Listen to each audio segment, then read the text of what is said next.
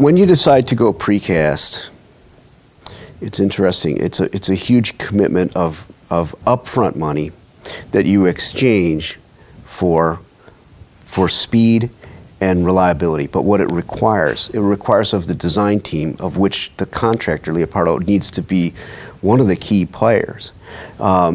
Because the designers, who in the case of the gateway was Antunovich, do an excellent job. But what you're doing when you order precast is you're pre-ordering the entire building.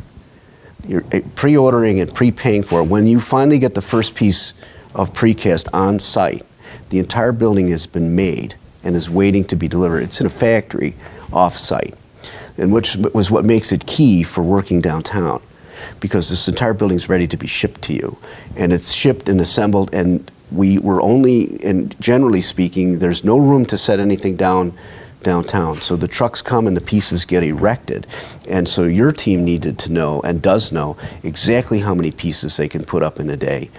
What conditions have to be met in order to put those, and then if you're putting up an average of, say, 23 pieces a day, how many days that relates to in your overall schedule.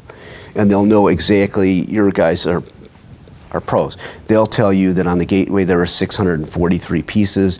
We scheduled 17 pieces a day. We achieved 23 pieces a day. The Ravenswood project, which was the next one we did, which was precast also, was 30% bigger, was 912 pieces, and we could set, again, 23 pieces a day over the scheduled amount of 19, so those kinds of things are key.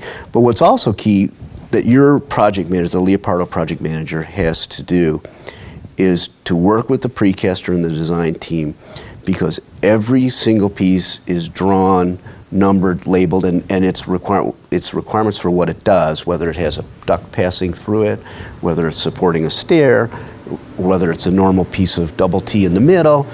Every single piece is unique, even though it seems somewhat repetitive, it's not.